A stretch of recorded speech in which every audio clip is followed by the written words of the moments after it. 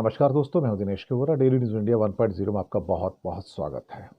भारत सरकार में पैनिक फैला हुआ है अर्थव्यवस्था की वजह से। हालात थोड़े से खराब हैं। जीएसटी का कलेक्शन तो अच्छे हैं, लेकिन ग्रोथ 5.4 पे आ गई है। इन हालातों में दो चीजें हो रही हैं। रिजर्व बैंक ऑफ इंडिया ज्यादा से ज्यादा गोल्ड खरीद रही है। चक्कर क्या है? अल्टीमेटली इतना गोल्ड क्यों खरीद रहे हैं? अभी फिर से 27 टन पिछले महीने खरीद दिया, अक्टूबर के महीने में। अब 872 टन अप्रॉक्सीमेटली इस टाइम भारत के पास जमा हो गया। अप्रॉक्सीमेटली मैं एग्जैक्ट फिगर आपको बता देता हूं कि कितना हो गया इस समय। अब 882 टन हो गया है, 882 टन, जिसमें से 510 टन भारत के अंदर है और बाकी करीब 350 टन जो है वो विदेशों के वॉर्ड्स में रखा हुआ है। वो मैंने आपको पहले भी एक बार बताया था। करीब 3 देश ऐसे हैं जो लगातार इस साल सोना खरीदते रहे हैं, टर्की, पोलैंड और भारत। और भारत ने इस साल 77 टन गोल्ड खरीदा है, टर्की ने 72 टन गोल्ड खरीदा है और पोलैंड ने 69 टन गोल्ड खरीदा है। इन तीनों ने मिलके टोटल जो वर्ल्ड में जो परचेजिंग हुई है, 60% सोना इन 3 देशों ने खरीदा है। क्या पैनिक है? क्या प्रॉब्लम है? अल्टीमेटली कहां से समस्या आ रही है? मोदी जी के ऊपर तरस आता है, जो कुछ साल पहले तक कहते थे कि सोना खरीदने का मतलब कि पैसे को ब्लॉक कर देना और भारत की प्रगति को बाधित करना।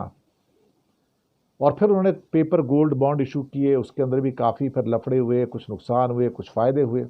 अब पेपर गोल्ड बॉन्ड भी करीब करीब समझो बंद से हो गए।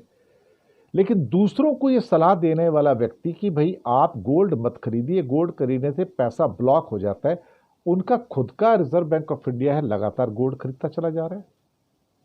यानी कि जो आप लोगों को प्रीच कर रहे हो और जो खुद आप प्रैक्टिस कर रहे हो, वो तो जमीन आसमान का फर्क है। इसके अंदर जमीन आसमान का फर्क हो गया। तो इस महीने अक्टूबर में जो 60 टन गोला जो सोना बिका, उसमें 27 टन तो भारत ने खरीद लिया। अब इन हालातों के अंदर जब भारत के पास 882 टन सोना है, आप और सोना क्यों चाहते हैं? किस लिए चाहते हैं? क्या भारत को इस बात का अंदेशा हो चुका है कि शायद आने वाले दिन बहुत कठिन होंगे और हमारे यहाँ से डॉलर फ्लाई होकर अमेरिका चला जाएगा ट्रंप के आने के बाद? तो उस स्थिति में हमारे पास ज़्यादा गोल्ड होना चाहिए ताकि हम अपने आप को सस्टेन कर पाएं। लेकिन ये गोल्ड जो हमारे पास है, एसेट नहीं है, लाइबिलिटी है, क्योंकि ये हमने डॉलर के अगेंस्ट खरीदा है इसको। वो डॉलर जो हमारे ऊपर उधार है, न कि हमारा एसेट है।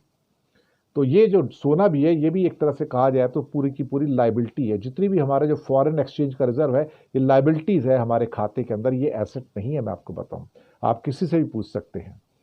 तो ये सारी समस्याएं हैं, लेकिन अल्टीमेटली सरकार के पास इसका कोई जवाब नहीं है।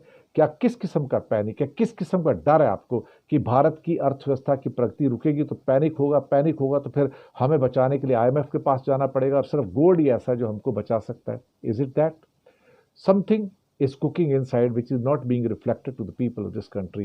That is the truth of our nation. शुक्रिया आपका।